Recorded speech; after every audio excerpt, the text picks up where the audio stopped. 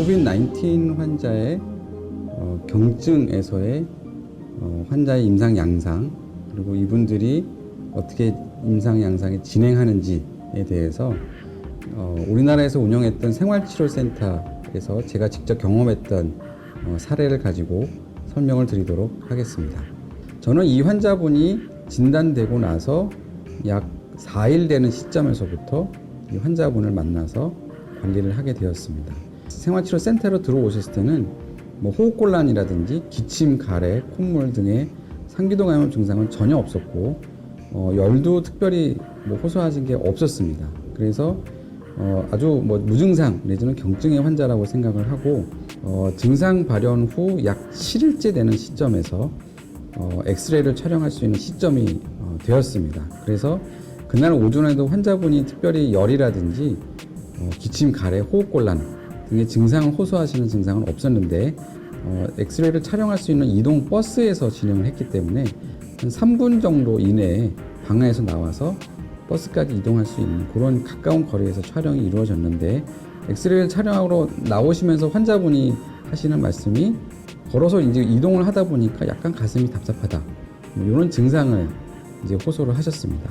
이 사진을 보시면 알다시피 이 코비드-19 환자에서 전형적으로 우리가 볼 수 있는 그런 영상학적 특징이 관찰이 되었습니다. 즉 코비드-19 환자의 거의 한 80% 이상이 폐에 염증이 생기기 시작하면 양쪽 폐에 생긴다는 게 특징이고, 특히 많은 환자분들이 이 폐에서도 바깥쪽 페리페리에 이제 음영이 생기고, 그 음영의 양상이 우리가 흔히 GGO라고 그러죠. 간유리 음영이라고 해서 그라운드 글래스 오페시티라는 게 생기는데 그런 양상의 이 폐 음영이 관찰이 되었습니다. 그래서 엑스레이로 보면은 아주 누가 봐도 쉽게 알 수 있는 저명한 폐렴의 소견이 관찰이 되었는데, 이 당시에도 환자는 특히 열이 없었고 방 안에만 계속 계실 때는 전혀 호흡곤란을 느끼지 못했지만 약간 이제 사진 촬영을 하기 위해서 걸어 보니까 가슴이 좀 답답하다라는 정도의 증상을 호소하셨습니다. 저희가 중증 환자를 선별하기 위해서 사용했던 그런 얼리 워닝 스코어 시스템이라고 하는, 결국 환자분들의 생체 징후죠. 체온, 호흡 횟수, 의식 수준, 산소 포화도 이런 정도를 활용할 수 있는데 그런 것을 다시 측정하기 위해서 산소 포화도를 측정할 수 있는 기계를 들고 환자병실에 방문을 하였고, 산소 포화도가 93% 정도가 측정이 되었습니다. 우리가 보통 95% 이상이 유지가 되어야만 정상이라고 보는데, 이 환자는 본인의 어떤 주관적인 증상과 상관없이 엑스레이 상에서 이런 폐 침윤이 보이고 저산소증이 있었기 때문에 이제 그날 앰뷸런스를 통해서 이송을 하게 되었고, 환자분은 다행히 병원으로 이송이 돼서 치료받고 회복이 됐던 것으로 이제 통보를 받게 되었습니다. 처음에 이 코비드-19으로 진단이 됐을 당시에는 많은 환자분들이 물론 열을 호소하는 분도 있지만 열이 없는 분들도 굉장히 많고 이 PCR 검사에서 양성이 나왔더라도 초기에는 그렇게 증상이 명확하지 않지만 시간이 흐르면 흐를수록 일부 환자분들에서는 증상이 나타나기 시작한다. 그리고 코비드-19 환자분들이 증상 발현 후 약 7일, 8일째부터 폐렴이 생기고 호흡곤란이라든지 이런 증상이 나타나기 시작하는데, 이 환자도 전형적으로 진단된 시점으로부터 약 7일 되는 시점, 그래서 8일째 정도 되는 때 어떤 경증의 호흡곤란, 그리고 엑스레이 상에서 폐침윤 이런 상태가 발견이 되었다는 것이 이 코비드-19에서 볼 수 있는 전형적인 임상 경과와 딱 일치한다, 이런 말씀을 드릴 수 있겠습니다.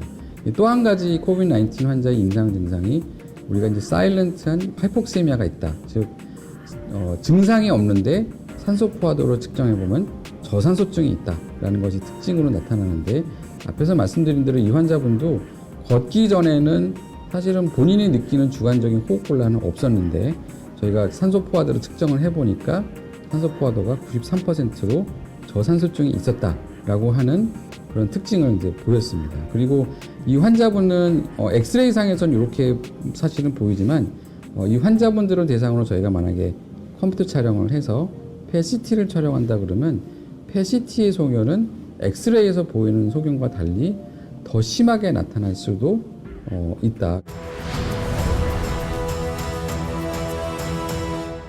현재 저희 기관에서 이번 치료하고 있는 환자분의 사진이 되겠습니다. 이분은 연세가 62세 환자분이고 사진은 잘 보시면 알겠지만 폐 침인의 영상 범위 정도는 처음에 소개해드리는 환자분이랑 엑스레이상에서만 보이는 소견으로는 크게 차이가 나진 않습니다. 근데 이 환자분은 저산소증이 굉장히 심하기 때문에 현재 저희가 인공호흡기를 사용해서 전문적인 치료를 받고 있는 상황입니다.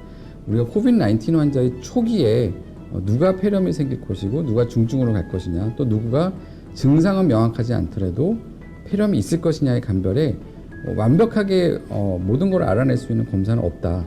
엑스레이를 너무 믿으셔도 안 되고 CT 촬영할 수 있으면 좋겠지만 CT 촬영이 쉽지 않은 경우에는 엑스레이 또는 산소 포화도의 측정 같은 그런 방법들을 같이 사용해서 환자의 증상과 엑스레이 소견, 산소 포화도 가능하다면 이 흉부 CT까지 동원을 할 수 있으면 그러한 검사들을 동원을 해서 환자분의 상태를 평가할 수 있으면 좋겠고, 만약에 그런 것들이 여의치 않다 그러면 아까 말씀드린 어떤 산소 포화도 측정 내지는 폐렴이 발생할 가능성이 높은 시점에서의 환자의 증상과 엑스레이 촬영할 수 있다면 엑스레이 촬영을 통해서 환자분들을 평가하고, 그 중에서 또 연령도 높은 사람이라 그러면 조그만 변화가 있을 때는 가능한 한 병원으로 이송을 해서 전문적인 치료가 가능하게끔 이제 안내하는 것이 굉장히 중요하겠다라는 것을 말씀을 드릴 수 있겠습니다.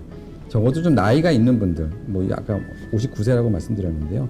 이렇게 조금 연령이 있는 분들은 초창기에는 증상이 명확하지 않더라도 관찰을 하셔야 된다는 점, 그리고 관찰 시점이 특히 발병 후 한 7, 8일째 정도에서 폐렴이 발생하지 않는지를 관찰하고, 사실은 7, 8일 시점이 넘은 시점에서는 새롭게 폐렴이 생기는 분들이 거의 없었습니다. 그래서 그 일주에서 한 2, 3일 사이에 그런 크리티컬한 피리어드에서 폐렴이 발생하지 않으면 또 대부분 크게 문제가 없기 때문에 그 시기에 환자 관리에 굉장히 중점을 두고, 많은 환자가 특히 발생했을 때는 그런 환자분들을 잘 셀렉션하는 것이 저희가 의료 자원이 제한적인 상황에서는 효율적으로 환자를 분류를 하고 치료하는 방법이 되겠다라고 말씀을 드릴 수가 있겠습니다.